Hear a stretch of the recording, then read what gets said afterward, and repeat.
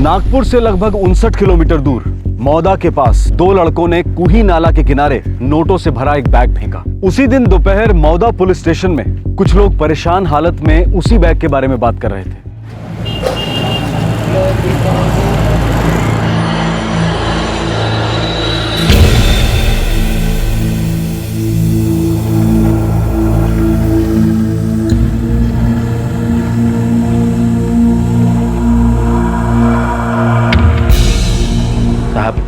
मेरे बेटे आशीष ने पैसों की बैग बलराम भाऊ की बेटी कल्पना के हाथ दे दिया और हम लोग गाड़ी से उतर गए। ये बात पावर दोना कामठी रोड की है ना?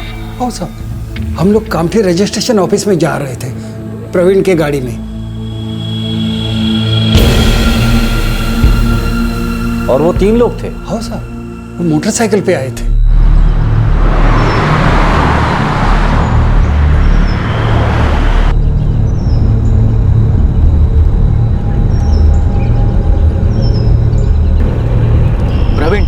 एक मिनट थांबाओ जरा, खाली होना है मेरे को। अरे बाबा, मुझे भी जाना है।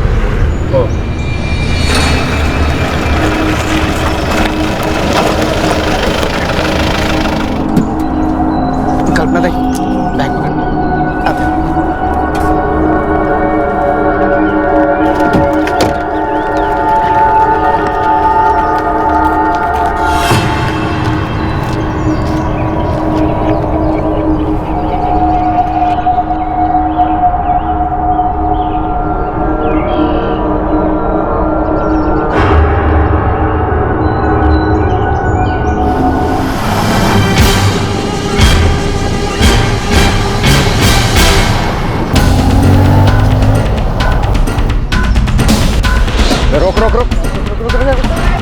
खोल दरवाजा, जल्दी खोल, चल जल्दी।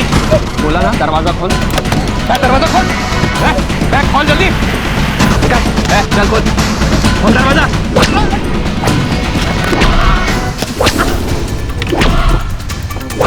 बोला ना, चल चल जल्दी, गाड़ी शुरू कर, गाड़ी शुरू कर, चल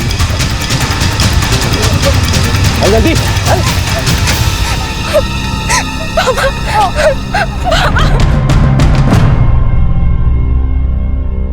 सब कुछ इतना अचानक हुआ कि कुछ पता ही नहीं चला। हम कुछ बोलते कुछ करते उसके पहले वो लोग भाग गए। मेरी बेटी इतनी डर गई थी कि डर के मारे उसने पैसों की बैग उनको दे दी। चाकू था साहब उनके हाथ में, वो लोग मार डालते मुझे। कितने पैसे थे बैग में? 60 लाख रुपए थे साहब। 60 लाख रुपए? इतने सारे पैसे लेकर आप लोग कहाँ जा रहे थे? वो पैसे मुझे बालाराम भाऊ को देने के थे। उनकी खेती की जमीन मैं खरीद रहा था।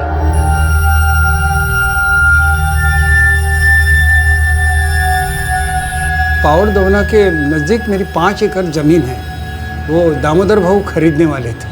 साहब हम लोग कामठी रजिस्ट्रार ऑफिस ही जा रहे थे, उधर ही पैसों की लेन देन करके वो जमीन के कागज हमारे नाम पे करने वाले थे। तुम आशीष हो ना, दामोदर भाऊ के बेटे? हो साहब। और ये मधु गांव का है साहब, मेरा दोस्त है। उस दिन साथ में ही था। वो इतनी बड़ी रकम थी तो मैंने इसको बोला था साथ चल करके। दामोदर भाऊ आप कहाँ रहते हैं? साहब अंबाड़ी।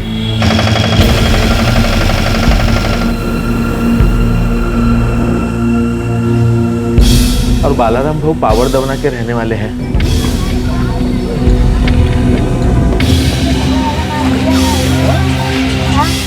मैं, मेरा बेटा आशीष और उसका दोस्त मधु सवेरे निकले थे गांव से।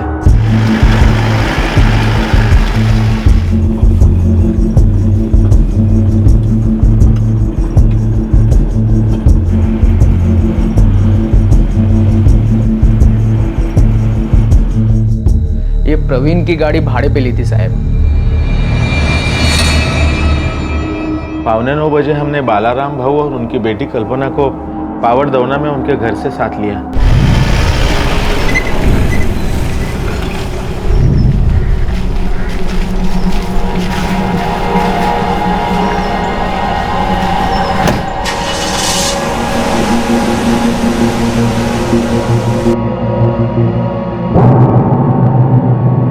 हम लोग कामठी रजिस्ट्रेशन ऑफिस जा रहे थे, तब ये लफड़ा हुआ।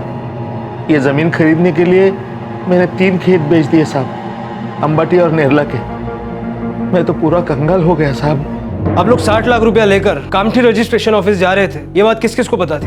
साहब मैं, मेरी पत्नी, मेरा बेटा और उसका दोस्त, बस। और किसी को ये बात पता नहीं थी। बलराम भाऊ, आपकी तरफ से ये बात कौन कौन जानता था? अब मेरी उम्र हो गई है, मेरे सारे काम अब मेरी बेटी देखती है। हो साहब, ये बात मैं जानती थी और मेरा चचेरा भाई जगदीश जानता था। और ये जगदीश इस वक्त कहाँ है? नागपुर में। उसे वहाँ कुछ काम था, इसीलिए वो सौदे के लिए नहीं आ पाया। अब सबके अलावा और भी कोई इस बात को जानता था?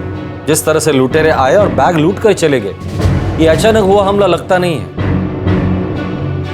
पर हाँ साहब, जिस आदमी ने मुझे चाकू दिखाया और मेरे हाथ से बैग छीना, बोला ना तेरे को, दरवाजा खोल जल्दी, दरवाजा खोल दे। तुझे बोला ना। उस आदमी को मैंने पहले देखा है। दामोदर भाऊ, आपको याद है उस दिन रजिस्ट्रेशन ऑफिस में आपने जगदीश को बैग खोल के पैसा देखने के लिए मना कर दिया था, क्योंकि बाहर जो आदमी खड़ा था उसके ऊपर आपको शक था। आपको ऐसे लगा कि वो हमारा पीछा कर रहा है।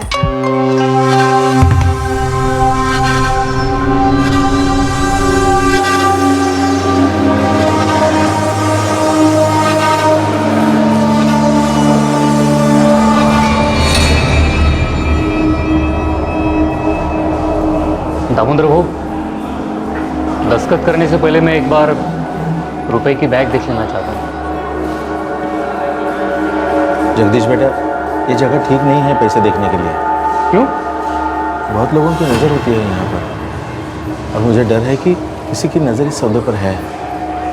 अंदर आए ना हम लोग तो उसकी नज़र हम पर ही थी।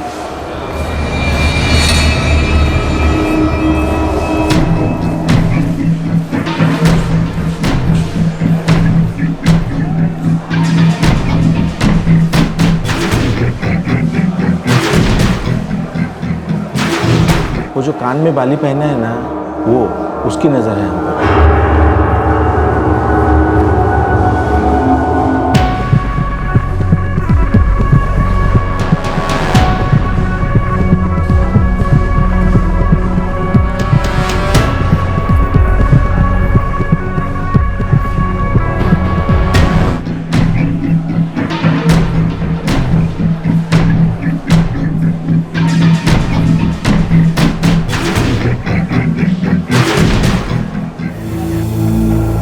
वो जो कान में बाली पहने हुए था वो? हो भाऊ, तोच। आप जानते हैं उसे? नहीं साहब। लेकिन वो आदमी कामठी रजिस्ट्रेशन ऑफिस पहुंचा कैसे? आप लोगों ने तो बताया कि आपको कामठी जाते वक्त लूटा गया था, और उस वक्त जगदीश आपके साथ नहीं था। नहीं, ये 1 हफ्ते पहले की बात है, 3 तारीख की। साहब, ये सौदा 3 तारीख को होना था, लेकिन नहीं हुआ, क्योंकि मुझे शक हो गया था साहब। उस आदमी की नीयत मुझे ठीक नहीं लग रही थी। उसकी नज़र हमारे पैसों पर थी।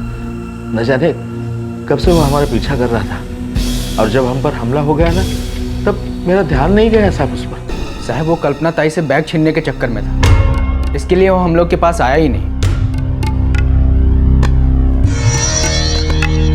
3 जुलाई को आप लोग कामठी रजिस्ट्रेशन ऑफिस गए थे जमीन का सौदा करने, जिस दिन सौदा हुआ नहीं। क्या उस वक्त भी आपने इसी की गाड़ी रेंट पर ली थी?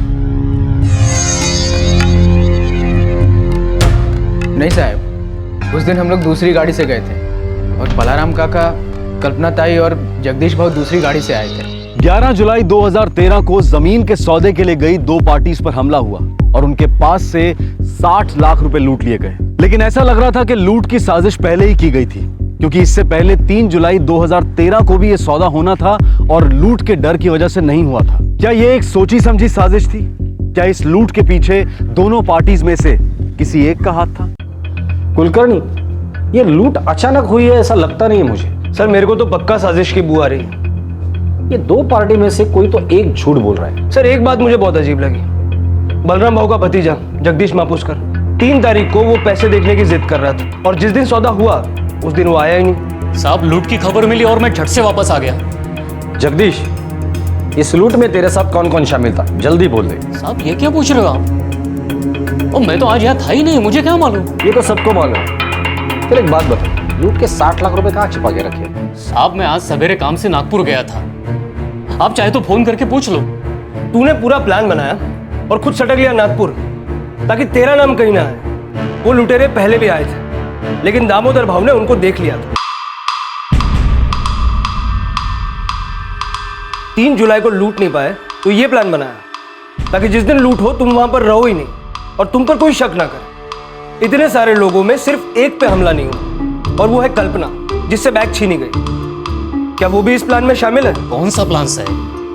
हम लोगों का ऐसा कोई प्लान था ही नहीं, और मुझे क्या पता कि ये ऐसा कुछ होने वाला है। हाँ, उस दिन मैंने पैसे का बैग दिखाने को बोला था क्योंकि मैं देखना चाहता था सच्ची में 60 लाख है या नहीं। साहब, पिछले 6 महीने से यह सौदा चल रहा था, 6 महीने से। दामोदर भाऊ 1 एकड़ का 12 लाख देने को तैयार नहीं थे। पहले वो बोले 8 लाख, फिर 8 से 9 और फिर 9 से 10 तक बात आई, और आखिर में बलराम काका ने जो कीमत बोली थी उसी पर सौदा पक्का हुआ। और मेरे को शक होने लगा था उस आदमी के पास वाकई इतना रुपया है या नहीं। इसलिए मैं बोला कि मेरे को पैसे का बैग देखने का है। दामोदर भाऊ, दस्तखत करने से पहले मैं एक बार रुपए की बैग देख लेना चाहता हूँ। 3 तारीख को तू अपने आंखों से 60 लाख रुपए देखना चाहता था, बराबर? हो साहब। जो तू देख नहीं पाया। और आज 11 जुलाई जब जमीन का सौदा होने वाला था तब तेरा मन नहीं किया तेरी कल्पना ताई के साथ जाके 60 लाख रुपए गिनने का? बराबर, आज ही तुझे काम आ गया और आज ही तू गायब हो गया। साहब, आज से 3 दिन पहले यानी 8 जुलाई को मैं देख चुका था कि उनके पास 60 लाख है।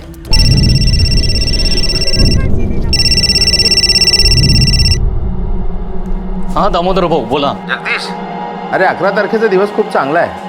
हम लोग 11 तारीख को सौदा पक्का करते हैं, चलेगा? ठीक है भाऊ, पर भाऊ 11 को मैं नहीं आ सकता। जगदीश, तो एक काम करना, तू आज ही आके पूरा 60 लाख रुपया गिन ले। तेरे को शक है ना मेरे पास इतना पैसा है कि नहीं? नहीं भाऊ, ऐसी कोई बात नहीं है। तू आज आ सकता है ना? ठीक है, मैं दोपहर तक आता हूँ। हाँ हाँ, चलेगा।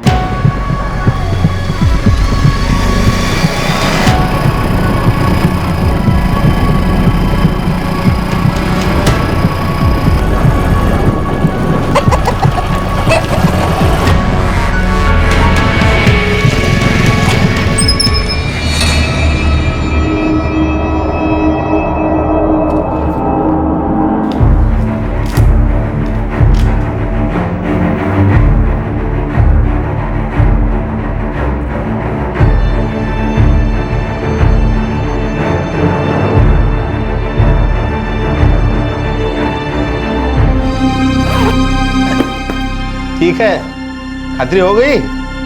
हो भाऊ।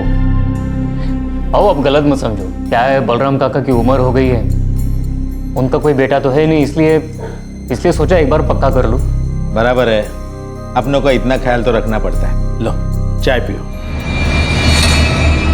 मेरा शक दूर हो गया, इसलिए मैं हाँ बोला आप लोग 11 को सौदा पक्का कर लो।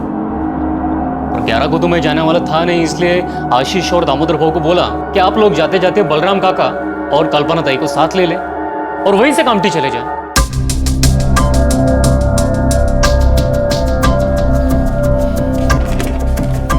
सर, जगदीश वाकई नागपुर में था।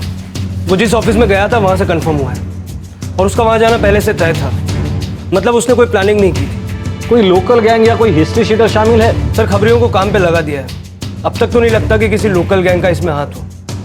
60 लाख बहुत बड़ी रकम है, यहाँ का कोई शामिल होता तो अब तक पता चल जाता। ये जमीन का सौदा, ये सौदे में कुछ गड़बड़ है। कुलकर्णी हो ना हो, कोई ना कोई तो अंदर का ही शामिल है इसमें। साहब, अब मेरी उम्र कितनी बची है, तबीयत भी ठीक नहीं रहती है, इसलिए मैंने सोचा कि अपनी जमीन बेच दो और जो मिले 2 बेटियों में बांट दो। मेरा कोई बेटा भी नहीं है, इसलिए मैंने अपने गांव के जमीन का सौदा करने वाले मुकेश जाधव को बोला, कोई ग्राहक होगा तो देख। और साहब, मेरा काम तो जमीन खरीदना और बेचना है। कम कीमत पे जमीन खरीदो और भाव बढ़ जाए तो उसे बेच दो। मुकेश यादव को मैं जानता हूँ साहब, और हमारे इलाके के सारे दलाल मुझे भी जानते हैं।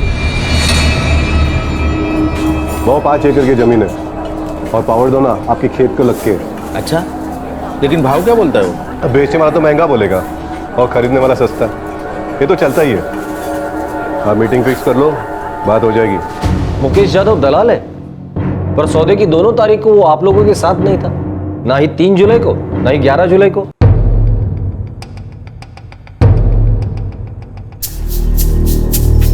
नहीं दामोदर बाबा, 12 लाख से कम में नहीं बेचने का। देखो बलराम भाऊ, 15 साल से जमीन बेचने खरीदने का काम करता हूँ। जमीन देख के उसका भाव बोलता हूँ मैं। मेरे ख्याल से 9 लाख का सौदा ठीक रहेगा। आप कोशिश कर लो, 8 से ऊपर आपको कोई नहीं देगा। इतनी जल्दी नहीं है, पर घाटे में तो नहीं बेचने का जमीन, आणि गरज ही नहीं। ठीक है, मर्जी तुमची, आप सोचो, मैं भी सोचता हूँ। अच्छा, चलता हूँ फिर।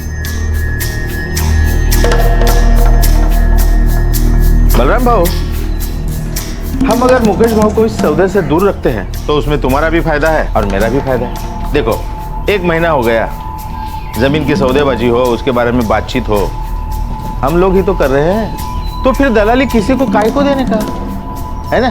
अच्छा, चलता हूँ।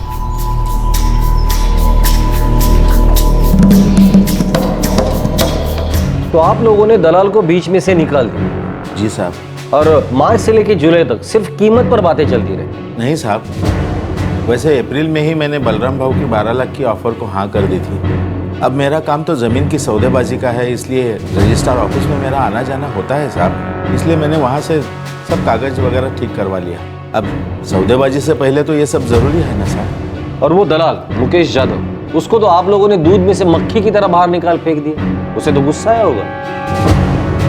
नहीं साहब, ऐसे होता है, चलते साहब।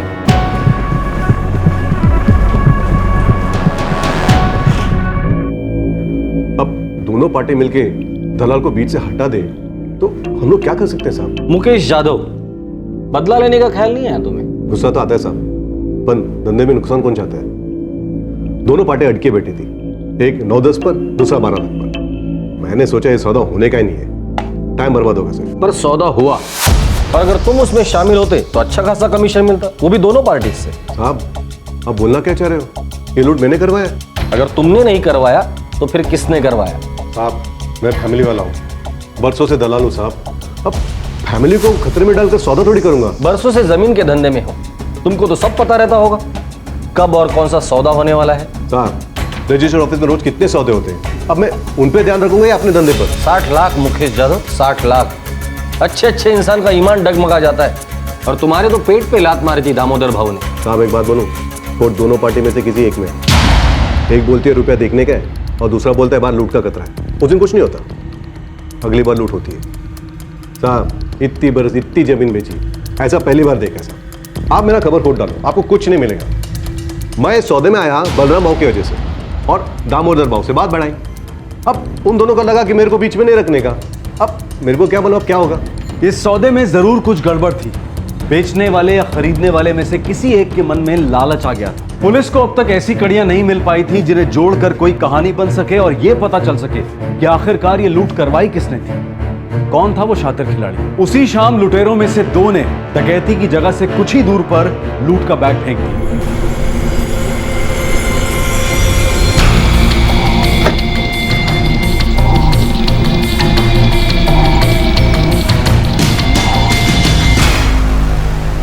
ये खेल था क्या और मकसद क्या था इसके पीछे?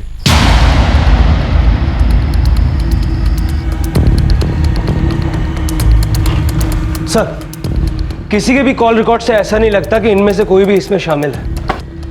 फिर भी ये लूट मुझे सोची समझी साजिश लगती है। लुटेरों को पता था कि माल कहाँ है और कब और कहाँ जाने वाले हैं। सर, ये जो गाड़ी भाड़े से ली थी प्रवीण कापसे की, कहीं उसका तो हाथ नहीं?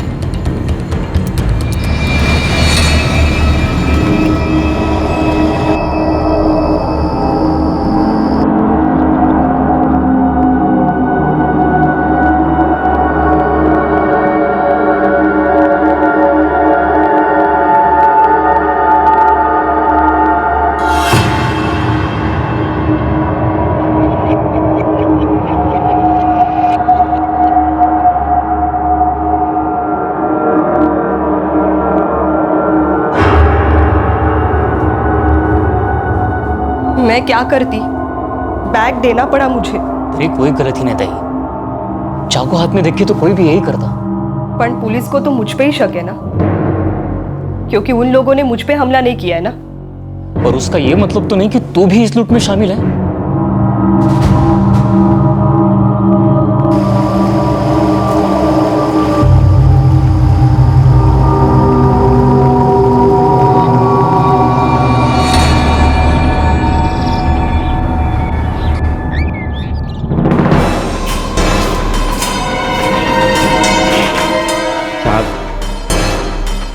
मैंने ही मेरे बेटे को गाड़ी भाड़े से लेने को कहा था। हो साहब, मैंने ही प्रवीण की गाड़ी भाड़े से ली थी। ये प्रवीण कब से जान पहचान वाला था? नहीं साहब। हो सकता है वो लुटेरों से मिला हुआ हो। और ऐसा कैसे हो सकता है? वो कल्पना ताई ने एक हफ्ते पहले ही उनमें से एक को देखा था। तब तो हमने प्रवीण काप से ये गाड़ी भाड़े से ली नहीं थी। गाड़ी तो इस बार भाड़े से ली है। उनको किधर मालूम होएगा कि कौन है वो लोग? जब जान पहचान वाला नहीं था तो उसकी गाड़ी भाड़े से कैसे ली तुमने? नाम सुना था साहब। कहाँ और किससे? छोटा सा तो गांव है साहब। कौन क्या करता है, कौन भाड़े से गाड़ी चलाता है, सब मालूम पड़ता है।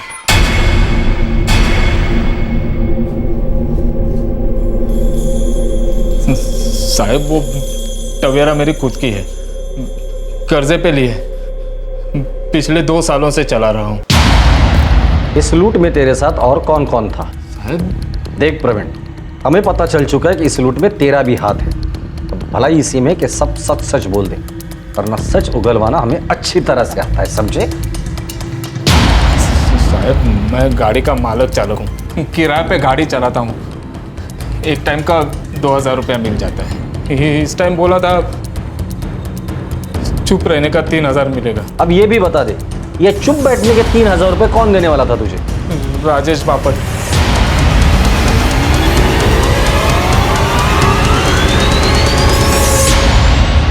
उसी ने कल्पना ताई से बैग छीनी थी। बाकी मुझे कुछ नहीं मालूम साहब। राजेश बापट? लेकिन कल्पना ने तो उसे कामठी रजिस्ट्रेशन ऑफिस में पहले ही देख लिया था। फिर उसने तुझे 3000 रुपये क्यों दिए? और उसे कैसे पता था कि दामोदर भाव को गाड़ी लगने वाली है? राजेश ने गाड़ी किराए पे ली थी। उसी ने कहा था आशीष भाव को फोन कर, उनको एक गाड़ी की जरूरत है। राजेश बापट ने तुझे कहा था कि आशीष केंकरे को फोन करे, लेकिन गाड़ी तो आशीष ने बुक की थी ना? नहीं साहब, राजेश ने किराए पर ली थी। उसी ने आशीष के पास जाने को बोला था।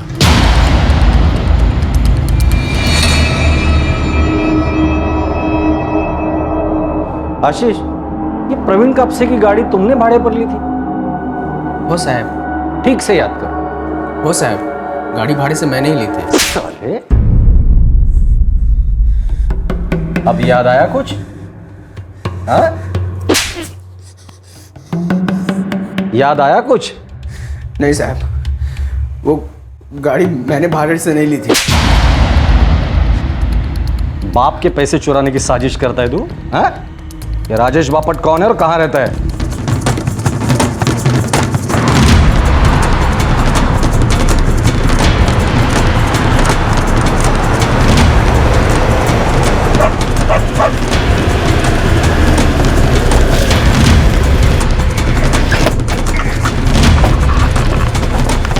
साहब मैंने क्या किया साहब? तुम्हारे तो साथी का है। साहब कौन दो साथी साहब?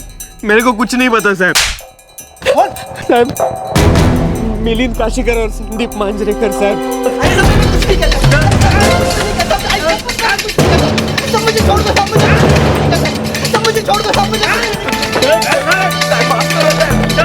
मेरी गलती नहीं है साहब, मेरी गलती नहीं है साहब।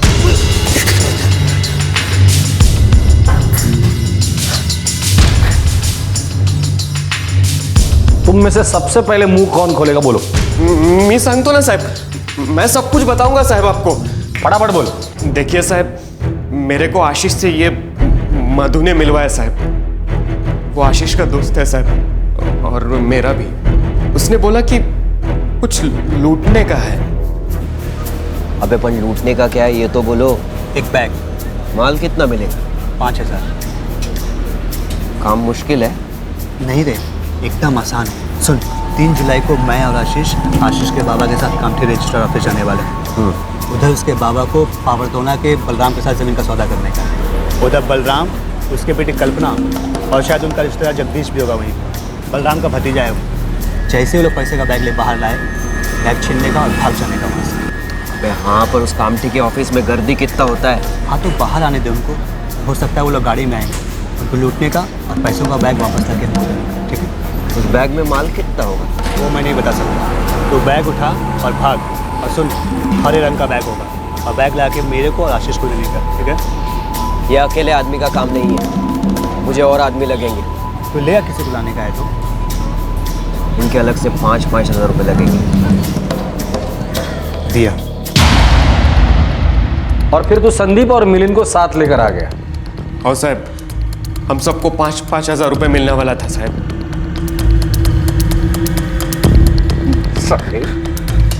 तेरे बाप के पैसे पर तेरी पहले से ही नजर थी। वो तो अच्छा हुआ कि 3 तारीख को तेरे बाप ने इस कान के बाली वाले को देख लिया, वरना तो उसी दिन उड़ाकर लेके जाता था 60 लाख रुपया।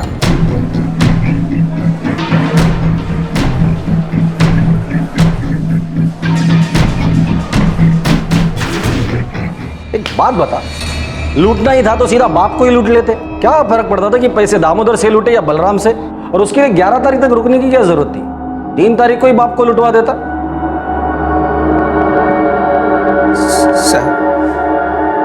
साहब ये सारी प्लानिंग मेरे बाबा की थी।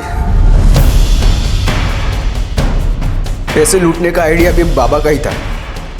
अरे अरे सुनिए तो, इनको कहाँ लेके जा रहे हो? साहब साहब, इनको तो लुटेरों ने लूटा है साहब।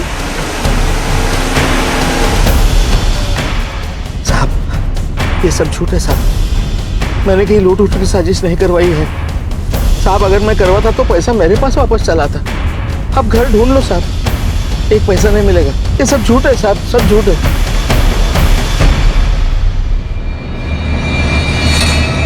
पैसे तुम्हारे पास कहां से आते दामोदर भाऊ? तुम तो पूरी दुनिया को टोपी पहना रहे हो।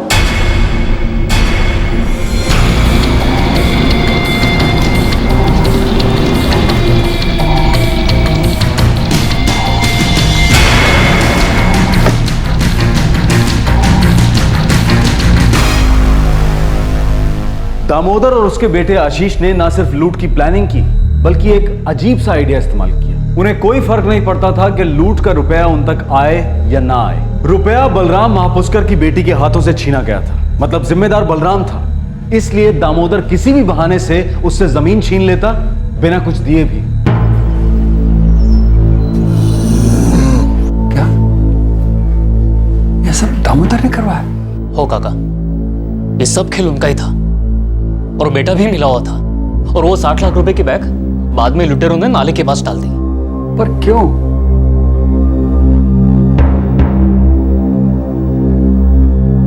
बैग हमारे पास नहीं है साहब। उसको हमने कल शाम को कोई फाटा नाले के पास डाल दिया साहब। लूट का रुपया कहाँ है?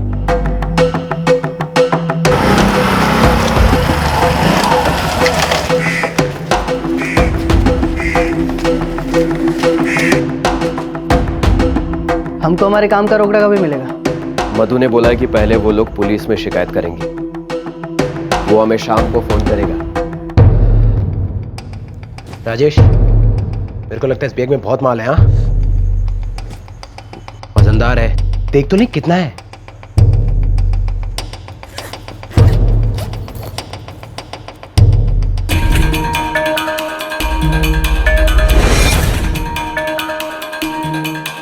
साहब, उस बैग में हजार रुपए की 60 गड्डियां थी। पढ़ाई शपथ साहब, इस तरह का झोला आज तक मैंने नहीं देखा। ऊपर और नीचे की नोट असली, बाकी सब नकली। कोरे कागज, रंग लगा था कोने कोने पे।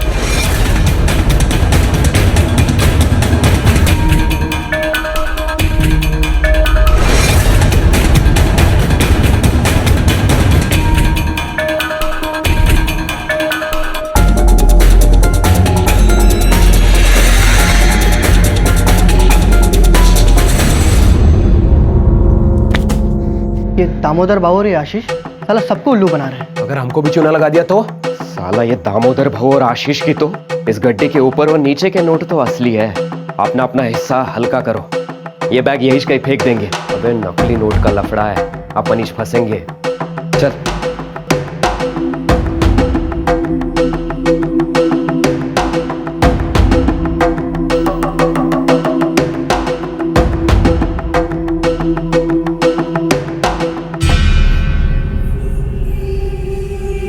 जिसके हाथ ये बैग लगा वो तो फंसा। चलो।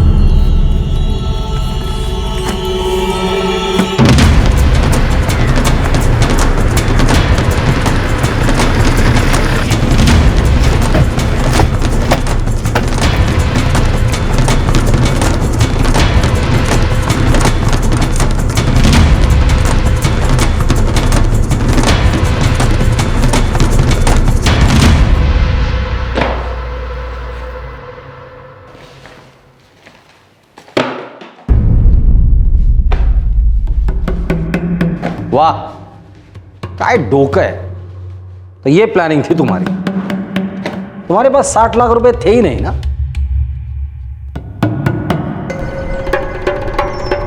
जमीन बड़ी अच्छी है और मुझे इसे हाथ से नहीं जाने देना है।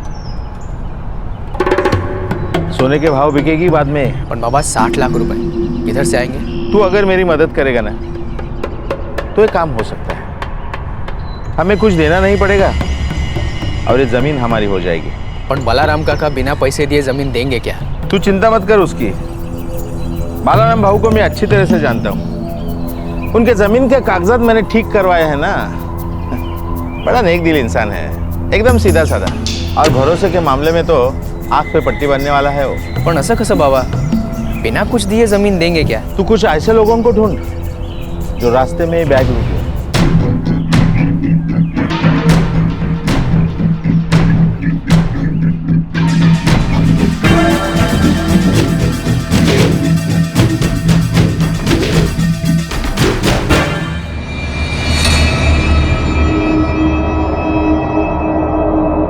उस दिन 3 तारीख को बैग में सिर्फ 40-50 हजार रुपए ही थे और मुझे डर लग रहा था कि जगदीश ये पैसे देख ले तो ये सौदा टूट जाएगा। जगदीश बेटा, ये जगह ठीक नहीं है पैसे देखने के लिए। क्यों?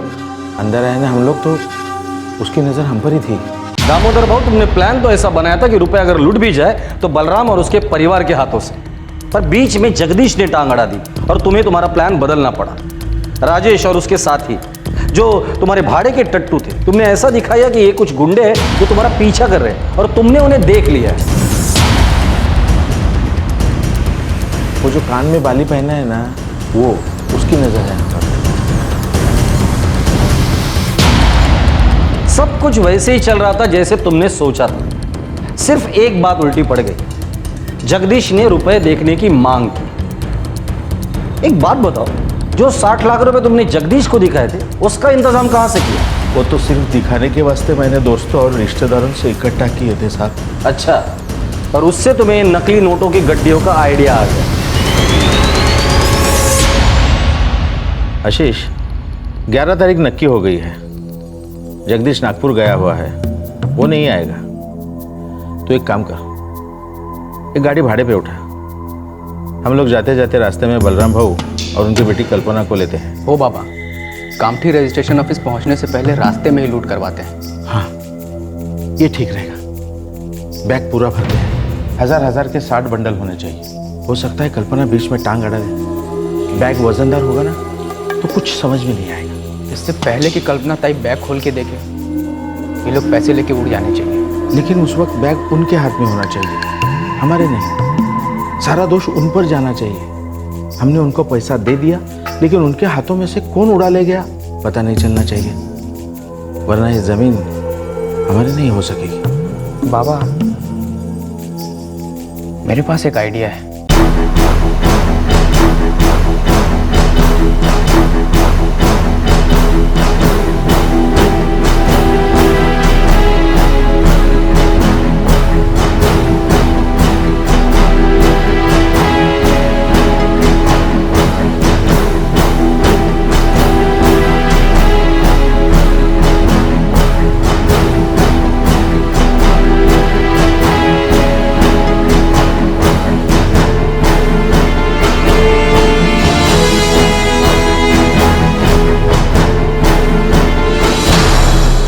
बाबा, अब किसी को डाउट नहीं होगा। दामोदर भाऊ, तुम लोगों की शक्ल सूरत देखकर कोई कहेगा नहीं कि इस भोली सूरत के पीछे छिपा दिमाग एक खुरापती मुजरिम का है। पर एक बात आप भूल गए, गुनाह कभी ही लपत नहीं। Crime never page.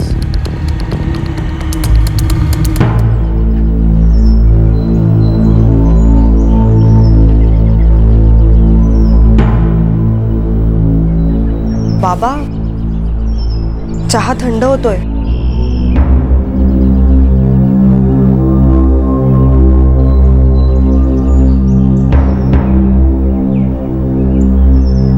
Damodar Damodar का बेटा आशीष, आशीष का दोस्त मधु गावनकर और बाकी सभी आरोपी राजेश बापट, संदीप मांजरेकर, मिलिंद काशीकर और प्रवीण कापसे सब फिलहाल पुलिस कस्टडी में हैं। जो पीड़ित थे उन्होंने ही इस लूट की साजिश की थी। उन्हें लगा था कि वो बड़ी आसानी से सबकी आंखों में धूल झोंक देंगे और पकड़े नहीं जाएंगे, लेकिन पुलिस ने उनका जमा जमाया खेल बिगाड़ दिया। 5 महीनों से दामोदर के साथ न जाने कितना वक्त गुजारा बलराम ने, लेकिन उसे क्या पता था कि उसकी पीठ पीछे क्या साजिश चल रही है। इतने बड़े धोखे की साजिश करना, उसको अंजाम देना और फिर ये उम्मीद करना कि कोई पकड़ नहीं पाएगा, ये सारे ख्याल दिमाग में आते कहां से? रोज सुर्खियों में आने वाली स्कैम की खबरें, रोज होने वाले नए नए घोटाले और फिर ना होने वाली कार्रवाई, क्या इस सब को देखकर लोगों की हिम्मत बढ़ती होगी? कल हमने अपने देश के स्वतंत्रता दिवस की 66वीं वर्षगांठ मनाई। आजादी के 66 साल और पिछले 1 दशक में याद रहने लायक क्या है? सिर्फ करप्शन, स्कैम, घोटाले। ये नए जमाने का नया प्लेग है जो फैलता ही जा रहा है, लेकिन इसकी दस्तक को हम कब तक अनसुना करेंगे? हमारे आज के एपिसोड की दूसरी कहानी।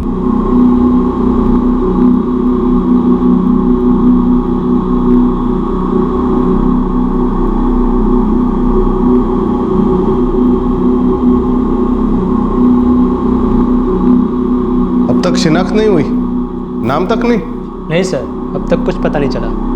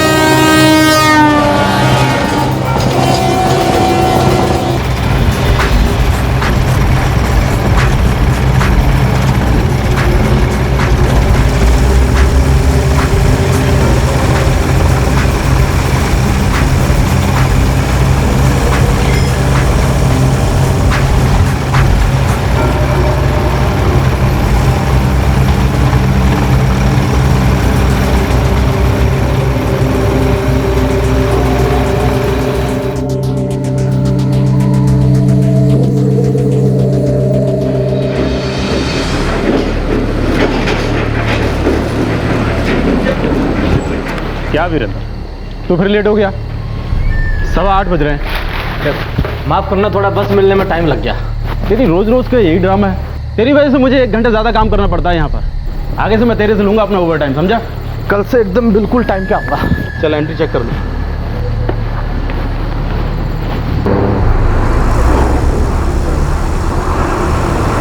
थैंक यू यार। हैं अरे कितना? 80, 55, 8.5 पे।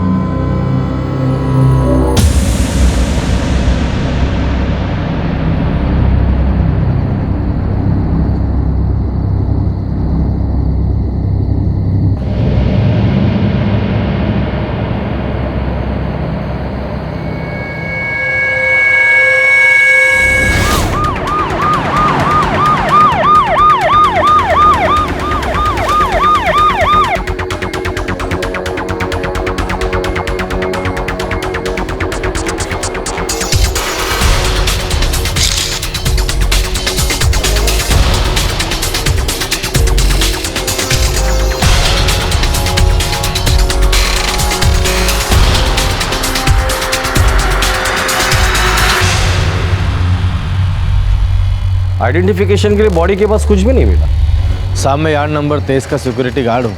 रोज़ की तरह राउंड पे निकला था, तभी मेरी नज़र इस लाश पे पड़ी। किसी ने चिल्लाने की आवाज़ नहीं सुनी?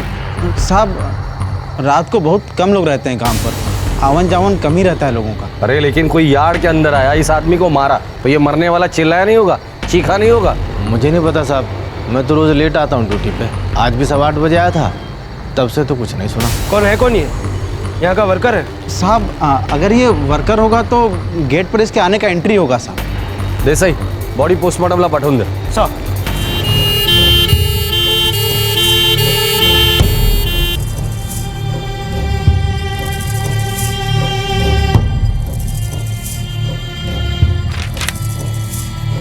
नहीं साहब, इसकी कोई एंट्री नहीं है यहाँ पर। तो फिर ये अंदर कैसे आया?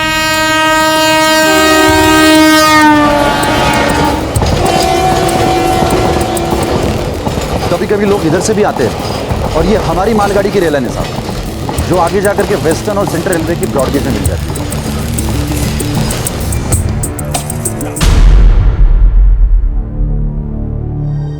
कौन था वो आदमी और क्यों मारा गया? मुंबई पोर्ट ट्रस्ट के पास ही मिली इस बेनाम लाश की शिनाख्त पुलिस के लिए किसी भूल भुलैया से कम नहीं थी।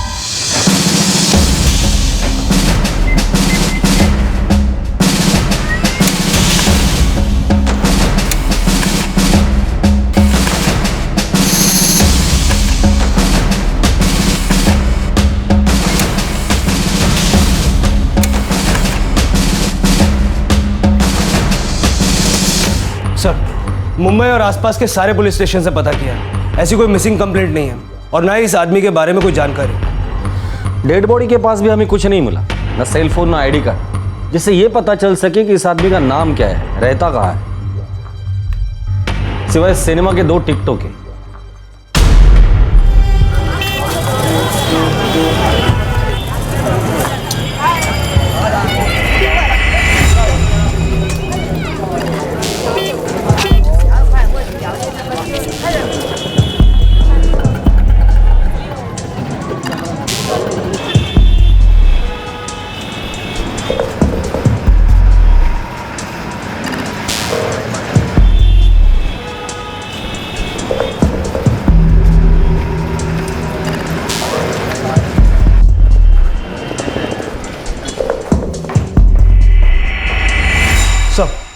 कोई बॉडी लेने या तलाश करने भी नहीं आया अब तक। ताज्जुब है, इस आदमी को पहचानने वाला एक भी आदमी मुंबई में नहीं है। सर, पिक्चर की 2 टिकटें हैं, उस एंगल में इन्वेस्टिगेट करें, हो सकता है कोई क्लू मिल जाए। ठीक है, अब तक तो ये एक ही सुराग हमारे पास है।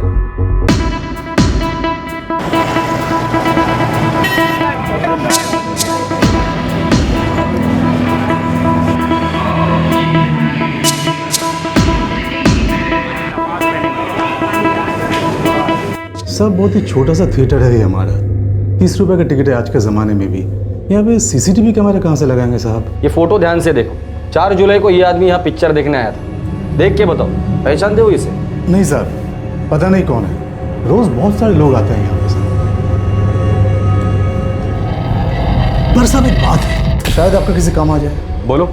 साहब, मजदूर टाइप के लोग ज़्यादा आते हैं यहाँ पे, और बाजू में कोठे हैं, कुछ लोग तो वहाँ से लड़कियाँ भी लाते हैं, और हो सकता है ये किसी का कस्टमर हो और वो पहचान जाए।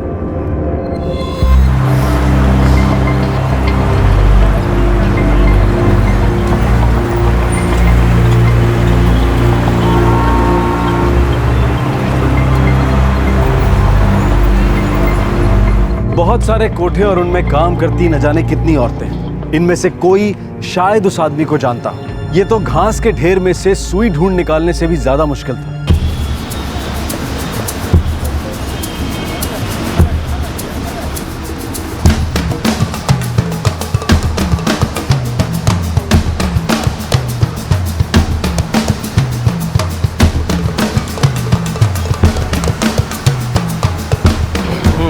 ये हो गया, ये हो गया, ये हो गया, ये हो गया, और वो पीछे वाला एरिया भी हो गया ना?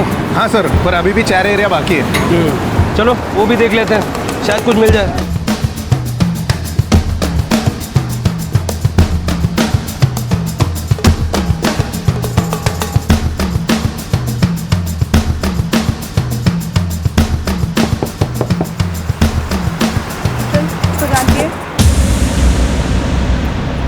नहीं मालूम कौन है ये,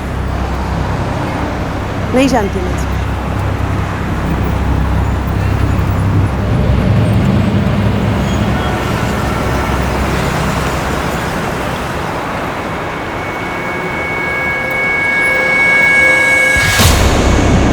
अरे छोड़, कहाँ लेके जा रही है? अरे बोल ना। नाज़नीन नाम है इसका। तू नहीं जानती ये आदमी कौन है? मैंने उधरिच बोला था कि नहीं जानती करके, क्या को खाली फिर टाइम वेस्ट करने का। तेरे पास वाले कमरे में जो रहती है उसका नाम बता। वो तो रुखसाना है। नहीं मालूम कौन है ये। देख नाज़नीन, हमें पक्का बताया कि ये रुखसाना उस आदमी को जानती है। हाँ तो उसको पकड़ने का साहब। मेरे को काय को परेशान करने का? तू सिर्फ इतना बता, रुखसाना झूठ बोल रही है ना? साहब मैंने उस आदमी को एक दो बार आते जाते देखा था रुखसाना के पास। हो सकता है वो भूल गई हो।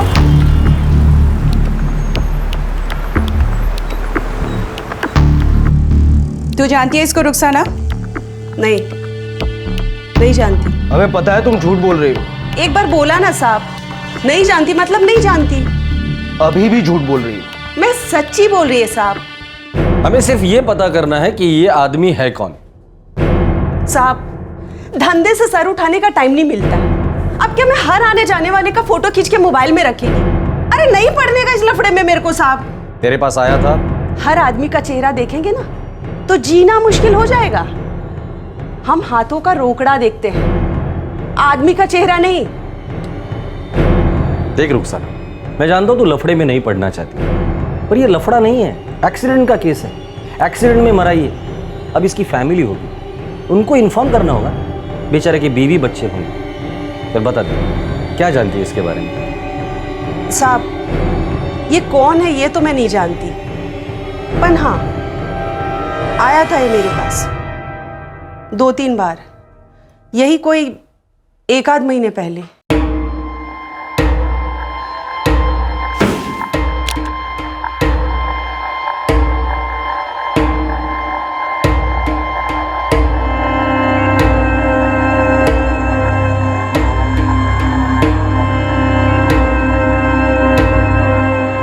कस्टमर था साहब, और कुछ नहीं पता। कस्टमर था, 2-3 बार आया था, कभी नाम नहीं पूछा उसने। इधर कौन अपना असली नाम लेकर आता है साहब? और अपने को क्या करना किसी का नाम पता ठिकाना जानकर? अपना काम है, रोकड़ा लिया, काम किया, खलास। और वैसे भी वो कोई सेठ वेठ नहीं था कि मैं उसका नाम पता जानती। तेरी मैडम को तो मालूम होगा ना? मेरे को मेरा मालूम, अपनी कोई मैडम नहीं है। ये तुम्हारे पास आया कैसे? वो मेरा एक पहचान वाला उसको लेकर आया था। कौन? जमाल। पूरा नाम बोल।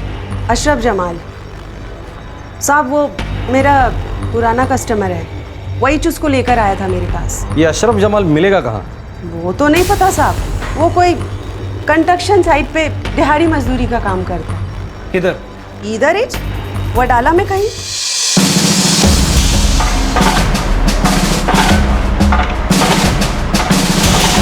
नाम से तो याद नहीं होगा सर, और वैसे वो लोग तो दहाड़ी पे आते हैं, रोज तो आते नहीं हैं।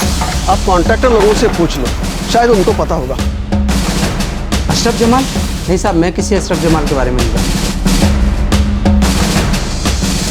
बंगाल वाला अशरफ जमाल तो नहीं साहब? कहाँ का है पता नहीं, कुछ 35-36 साल का है। हाँ साहब, 35-36 साल का ही है, बीवी बच्चे वाला है साहब। कहाँ मिलेगा? साहब 2 हफ्ता तक तो हमारे यहाँ आया करता था, करिया काम करता था। अब वो गांव चला गया बंगाल, 2 हफ्ता पहले गया साहब। उसका गांव का नाम है कुछ बारेसात कुछ गांव का नाम है साहब। इसको पहचानते हो? साहब नहीं, मैं नहीं जानता साहब। मैंने पहले ही कहा था नहीं पढ़ने का मेरे को इस लफड़े में। अब आप लोग खाली पीली मेरे को अप डाउन कराओगे। ज्यादा मच मत कर। तू जानती है वो आदमी कौन है? तेरे को चलना पड़ेगा अभी। ये अशरफ जमाल बंगाल का है ना? हाँ साहब। 12 का बराबर? हाँ, 12 ही बोला था वो। देखो रुखसाना, इस आदमी को जानने वाला सिर्फ एक ही आदमी है, और वो है अशरफ जमाल।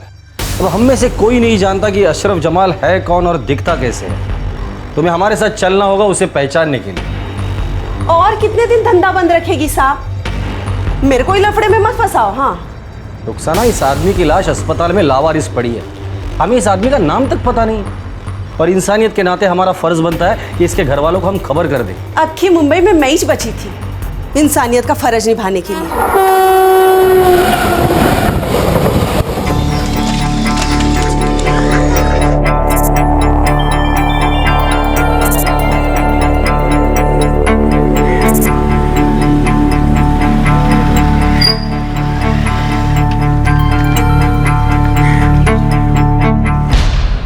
अभी 7 गांव और बाकी है।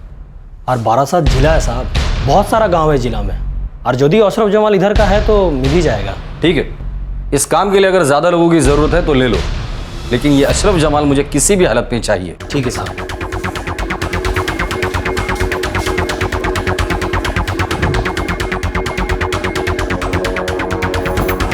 मैडम 5 दिन से इधर पड़ी और कितने दिन रहने का इधर मेरे को? जब तक अशरफ जमाल नहीं मिल जाता है तब तक। मैडम, अरे मेरे को काय को फंसा रहे हो तुम लोग?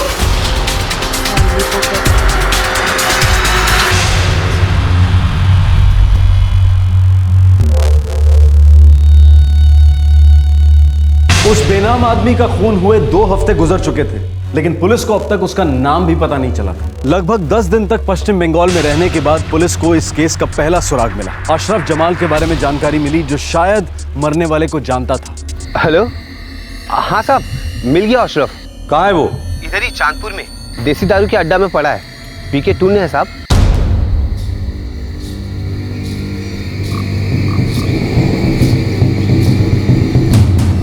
अरे दादा কোথায় নিয়ে যাচ্ছেন আমারে বলুন তো দেখি। আরে আমি যাব তো, আমি যাচ্ছি তো। আরে আমরা নিয়ে যাচ্ছি, চলো। अरे वाह, गाड़ी भी लेके आ गए तुम तो हैं। अच्छा है, चलो गाड़ी নিয়ে যাচ্ছ আমাকে।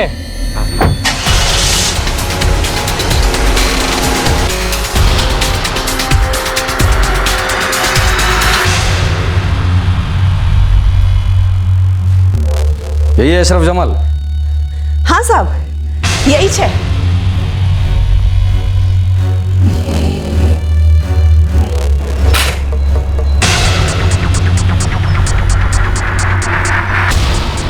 अशरफ, इसे जानते हो?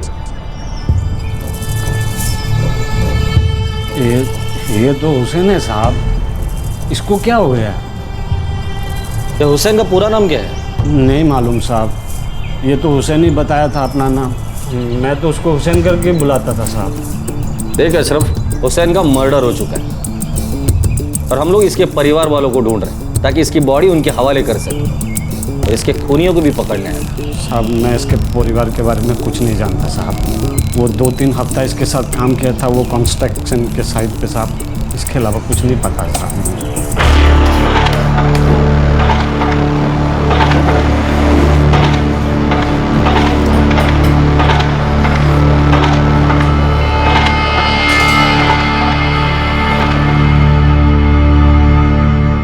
तुम दोनों काम कहाँ करते थे? साहब, वो बडाला में जो ऊंची सी बिल्डिंग में काम चल रही है ना साहब, वहीं पे काम करते थे साहब। नाम क्या है बिल्डिंग का? ये तो मालूम नहीं है साहब। हमें वो स्टेशन से उठा के ले जाते थे, हम चले जाते थे साहब। अच्छा, वहाँ का कोई मजदूर या कॉन्ट्रैक्टर वो तो पहचानता होगा इसे? हो सकता है साहब।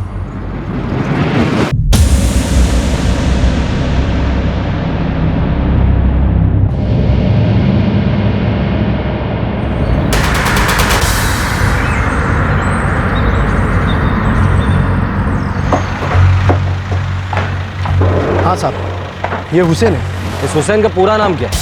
ये रहता कहाँ था और इसके फैमिली के बारे में क्या जानते हो? अब इसका बायोडाटा तो मुझे नहीं मालूम साहब, लेकिन इतना मालूम है कि ये ग्रैंड रोड स्टेशन के बाहर खड़ा रहता था। वहीं से इसको मैंने 3-4 बार उठाया।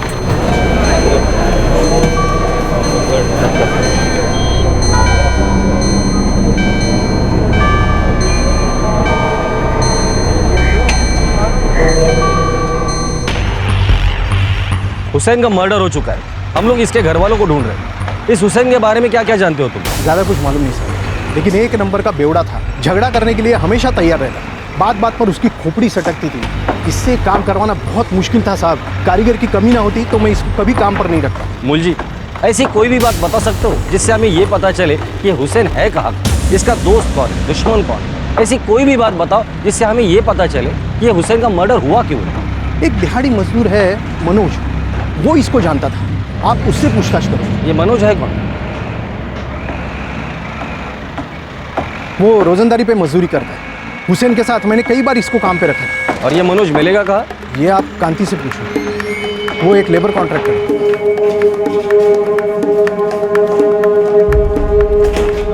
कांति, मुझे मनोज चाहिए। साहब, मनोज तो इधर नहीं है। मेरी जानकारी में तो गांव चला गया। गांव कहाँ है उसका? उत्तर प्रदेश का है साहब। 2 हफ्ते पहले उसका एक्सीडेंट हो गया था, उसके बाद वो गांव चला गया। इसको जानते हो? नहीं साहब। ये भी मनोज की तरह मजदूरी का काम करता था? पता नहीं साहब, मैं मनोज को ही उठाया करता था प्लम्बिंग के काम के लिए। इसको कभी नहीं उठाया। मनोज का कोई फ़ोन नंबर है? हाँ, है ना साहब।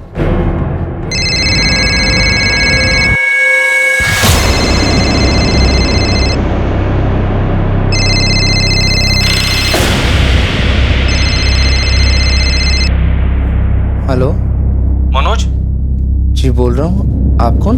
इंस्पेक्टर जादव बोल रहा हूँ, वडाला पुलिस स्टेशन से। जी साहब, क्या हुआ साहब? ये तुम्हारा दोस्त हुसैन कहाँ है? हुसैन मुंबई में ही होगा साहब, मैं तो इधर गांव में हूँ। क्या हुआ साहब? अब क्या किया हुसैन ने? मुझे हुसैन का पूरा नाम चाहिए, उसके फैमिली के बारे में क्या जानते हो तुम? साहब उसने कभी अपना पूरा नाम बताया ही नहीं, मैं उसे हुसैन ही बुलाता था साहब, और ज़्यादा जान पहचान तो थी नहीं हमारी, हम एक ही जगह काम करते रहे, बस इतना ही साहब। और वैसे भी मैं उससे 2 हाथ दूर ही रहता था साहब। क्यों? साहब एक तो वो बहुत पीता था, ऊपर से ज़रा सी बात पे सबसे झगड़ा करता था साहब, और कोई भी उसको काम पर लेना ही नहीं चाहता था।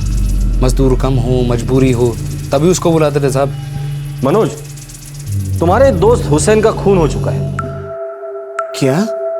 किसने मारा होगा उसे? साहब ये मैं कैसे बता सकता हूँ साहब, सबसे तो झगड़ा था उसका साहब, ठेकेदार से, मजदूर से, सबसे झगड़ा करता था साहब। सबके साथ उसका झगड़ा होता था, तुम्हारे साथ कभी हुआ नहीं?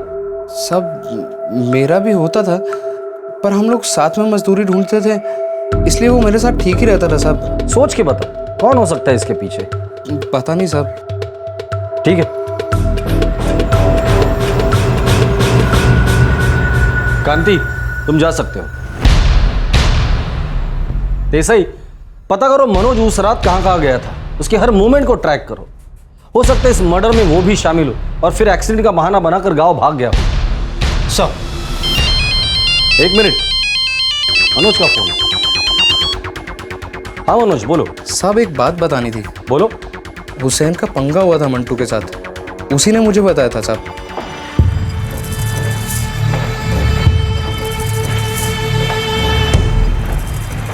हुसैन, अब तू क्या बैठने को आएगा इधर? हाँ, काम खत्म नहीं करना तेरे को आज? अबे 2 मिनट बैठ के सांस ले ली तो क्या आसमान सर पे गिरा क्या? अरे 2-2 मिनट करके सब लोग ऐसे सांस लेने बैठ जाओगे ना तो आसमान जरूर गिरेगा, और मेरे ऊपर। देख, काम करोगे तो पैसा मिलेगा, नहीं तो नहीं। बात तो ऐसे करता है जैसे एहसान कर रहा है काम देके और पैसा देके। हुसैन तू सबसे पंगा लेना बंद करना। मेरे को पंगा लेने का शौक नहीं है। ये लोग सोचते हैं हम लोग साले इंसान नहीं, जानवर भी नहीं, सिर्फ मशीन है, मशीन। खड़खड़ खड़खड़ खड़खड़ खड़खड़ बटन दबाया, काम चालू। कल वो लंगड़ा मंटू पीछे पड़ गया था, साला किसी दिन खोपड़ी सटक गई ना, उसको ठोक डालूंगा मैं। तू अगर पीना बंद करेगा ना तो सब ठीक हो जाएगा तेरे लिए। ये मंटू कहाँ मिलेगा? साहब ये तो मैं नहीं जानता, पर हुसैन ने ही बताया था कि उसका मंटू के साथ पंगा हुआ था। दोनों देसी दारू के अड्डे पे इकट्ठे जाते थे साहब, और वो मंटू क्या करता था, मजदूर था, क्या था, मुझे नहीं मालूम साहब।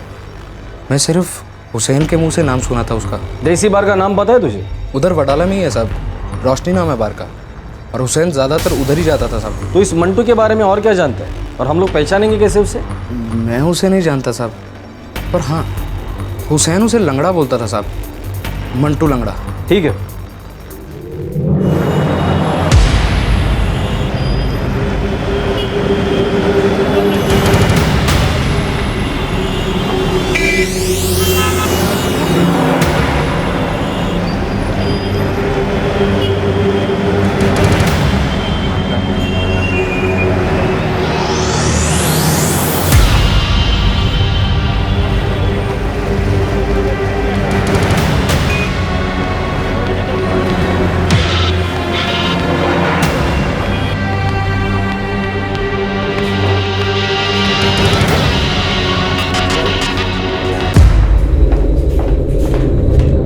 सर 3 रात हो गई, मनोज ने बताया था वैसा कोई भी आदमी उस बार में नहीं आया। इस मनोज के बारे में कुछ पता चला? नहीं सर, ऐसा नहीं लगता कि उसका मर्डर में कोई हाथ है।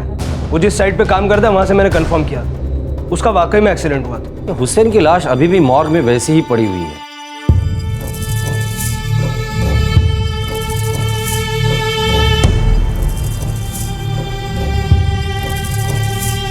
सर किसी दूसरे स्टेट से काम की तलाश में आया होगा, इनका कोई फिक्स ठिकाना तो होता नहीं है, रोजगार की तलाश में रोज सुबह स्टेशन के बाहर खड़े रहते हैं। कौन इनका नाम पता लिख के रखेगा? बात तो ठीक है देसाई, पर मर्डर किया किसने वो तो पता करना ही पड़ेगा। हो सकता है हुसैन को जिसने मारा है वो उसकी फैमिली को जानता होगा। हो सकता है सर।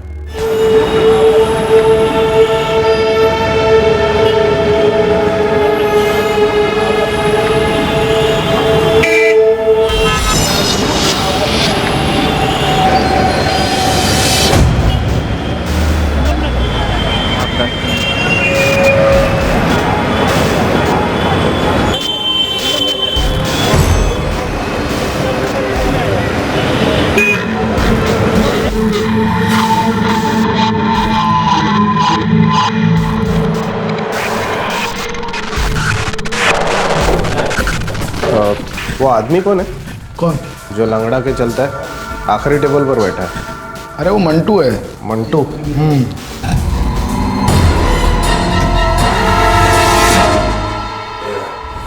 क्या हुआ साहब?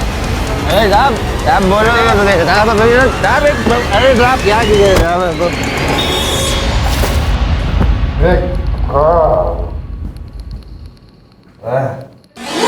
तूने मारा इसको? दिखता नहीं है बराबर साहब। देख, इसका नाम हुसैन है, हुसैन। बहुत दिन लगे पता करने में इसका नाम क्या है। अब तक तो सिर्फ दो ही बातें पता चली है, इसका नाम हुसैन है और इसको तूने मारा है। हुसैन, वो मजमत साहब जानता ना उसको। तूने मारा इसको? साहब, मरे हुए को कौन मारेगा? अच्छा, ऐसा ही इसको उल्टा लटका दो, फिर ये सब सच बोल दे। नहीं साहब, साहब सच बोलेगा ना साहब, कौन मारा किसको सब बोल डालेगा। पौवा पिला दो।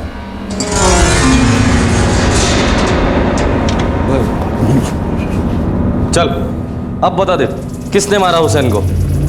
अभी साहब बहुत चढ़ गई है, सुबह बात करते हैं। बे साले, चल के तो अपनी एक टांग पे आया था, अभी मुंह नहीं खोला ना तेरी दूसरी टांग भी तोड़ दूंगा। चल बता। चलो ठीक है साहब, बता देता हूँ। चल बता। बोलना।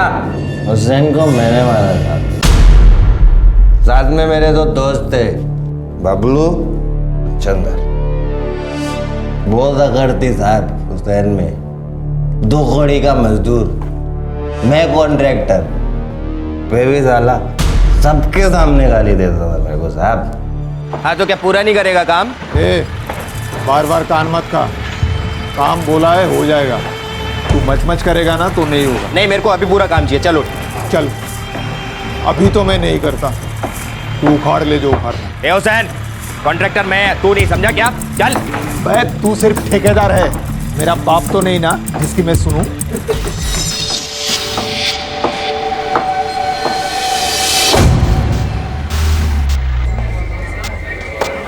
देख हुसैन, कल तूने नाटक किया ना, मैं तेरे को काम पे से निकाल देगा। अबे लंगड़े, तू क्या सोचता है? तू रोटी फेंकता है इसलिए मैं जिंदा हूँ? बाहर की पीता है तू, ठेकेदार कोई तेरे को खड़ा नहीं करता। साले तेरी अकड़ कम नहीं होती। मुंबई के 8 स्टेशन पे तेरे जैसे कम से कम 50 लोग खड़े रहते हैं काम मांगने के लिए। चल ठीक है, कल से किसी और को उठा लेना, मेरे को भी तेरे साथ काम पे नहीं आने का। पछताएगा तू, रोएगा साले एक दिन। वो दिन कभी नहीं आएगा साले झिंगुर। किसी दिन सटक गई ना तो 2 टुकड़े करके फेंक दूंगा तेरे को। पुलिस पता ठिकाना पूछती फिरेगी तेरी।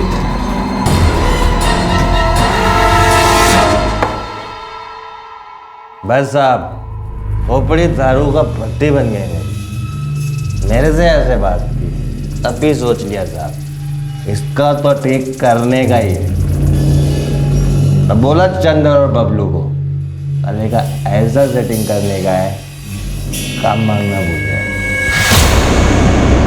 पकड़ लिया उसको तीनों ने।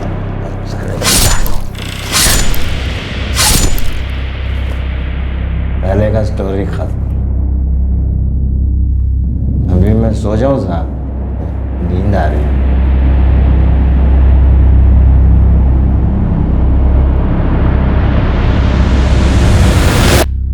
सर, उस मंटू ने पूरा पुलिस स्टेशन सर पे उठा रखा है। अरे बुलाओ ना साहब को, मेरे को बात करने का है। क्या रे, क्यों हल्ला कर रहा है? क्या साहब, इधर काहे को बंद कर रखा है? मेरे को काम पे जाने का है साहब। साहब मेरा पूरा काम, साहब पूरा लोग मजदूर इंतजार कर रहे होंगे साहब मेरा। चुप, क्यों शोर मचा रहा है? शोर काहे का साहब? ये लोग बोल रहे हैं मैंने किसी हुसैन को मारा है। कौन हुसैन साहब?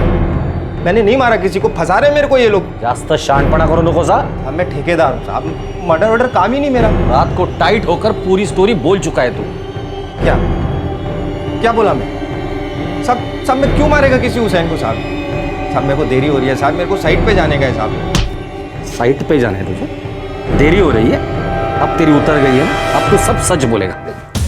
येऊन जा रे आला। साहब खाली पीली गरीब को फंसा रहे हो साहब। मैंने नहीं मारा साहब किसी को, मैं सच्ची बोल रहा है साहब। ऐसा लगने लगा था कि पुलिस के हाथों हुसैन का कातिल लग चुका है। पुलिस को पूरी उम्मीद थी कि मंटू से पूछताछ कर हुसैन का पता, पूरा नाम और सब जानकारी मिल सकेगी। पिछली रात मंटू ने जुर्म कबूल किया, लेकिन सुबह होते ही उसने यू टर्न ले लिया। क्या कभी इस केस को क्लोजर मिलेगा? क्या मरने वाले को नाम, पता, परिवार, आइडेंटिटी मिल पाएगी?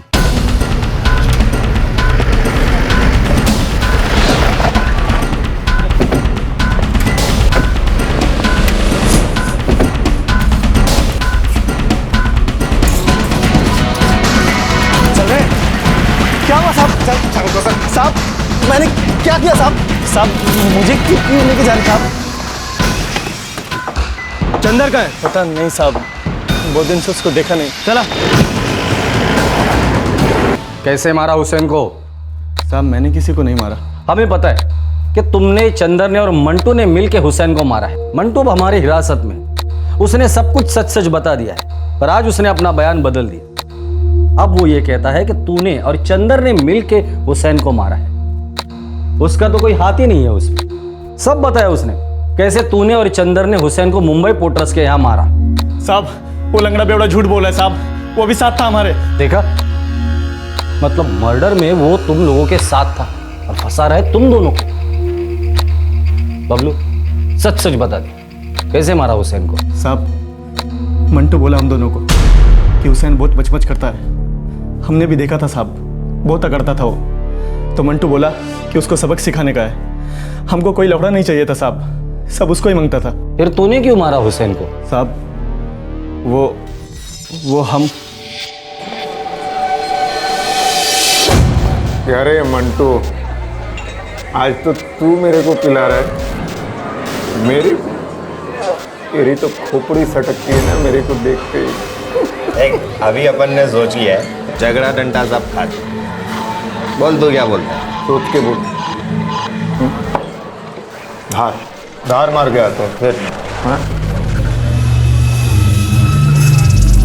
अबे कर देते हैं आज इसका हिसाब। अबे पर इसको मार के मिलेगा क्या? साले पलटी खा रहे हो तुम लोग। बोले थे ना साथ दोगे। जाने दे, फालतू के लफड़े में नहीं पड़ने का। अरे तो साला वैसे ही मरा है, 2-4 साल में पी के और मर जाएगा। छोड़ा तुम लोग यार। मैंने सोच लिया,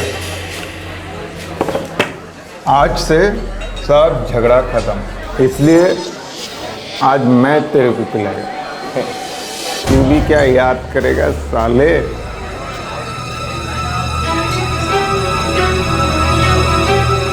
अबे आज बहुत माल है तेरे पास। सब कॉन्ट्रैक्टर लोगों के साथ पंगा लेके सबसे वसूली करनी, सबका हिसाब खत्म।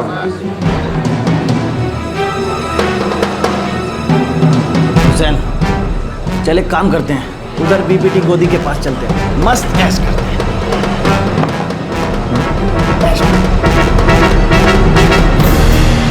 चलो साले के ऐश करते हैं।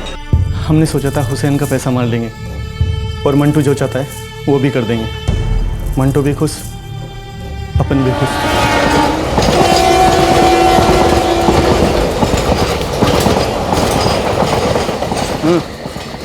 यार्ड के रास्ते से चलते हैं। यार्ड के रास्ते से चलते हैं। क्या बोला? कुछ नहीं, यार्ड से शॉर्टकट लेते हैं। मैं तो थोड़ी देर में लुढ़कने वाला हूँ यार। बस क्या हुसैन, चलना।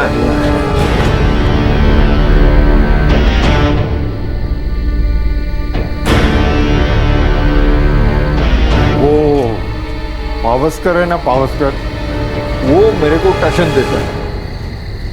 मैंने उसको बोला है चल निकाल मेरे पैसे। वो बोलता है आज नहीं मिलेगा। बोले मिलेगा कैसे नहीं बे? हैं चल।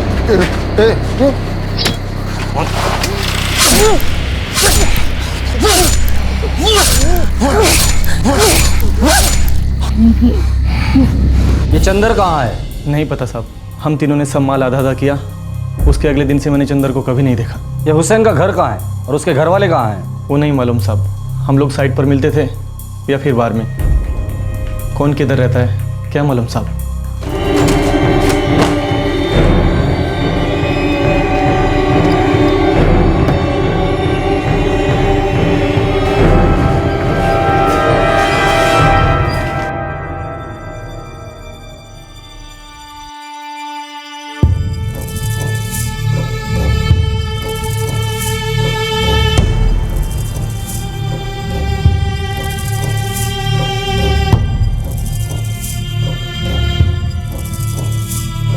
लगभग 1 महीने बाद हुसैन को दफनाया गया और उससे कुछ समय पहले ही इस हत्या का तीसरा आरोपी चंदर भी पकड़ा जा चुका था। मंटू, बबलू और चंदर अभी पुलिस की हिरासत में है। हुसैन की शिनाख्त करने में, उसके खूनियों तक पहुंचने में पुलिस ने जरा भी कोताही नहीं बरती।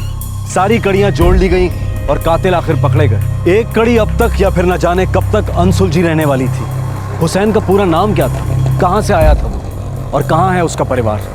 दूर दराज से न जाने किस किस गांव से ये लोग रोजी रोटी की तलाश में शहरों में आते हैं। कुछ कारीगर, कुछ सिर्फ मजदूर, कुछ हुनर की कमाते हैं, कुछ मेहनत की। शहरों को सिर्फ वो हाथ चाहिए होते हैं जो ईंट पर ईंट रखते जाएं, मंजिलों के ऊपर मंजिलें बनाते जाएं, इमारतें खड़ी करती जाएं, हमारे घर बनाते जाएं, हमारी और कईयों की जिंदगी कंप्लीट करते जाएं। और उनकी जिंदगियां कभी कभार बिना क्लोजर, बिना समापन के खत्म हो जाती हैं।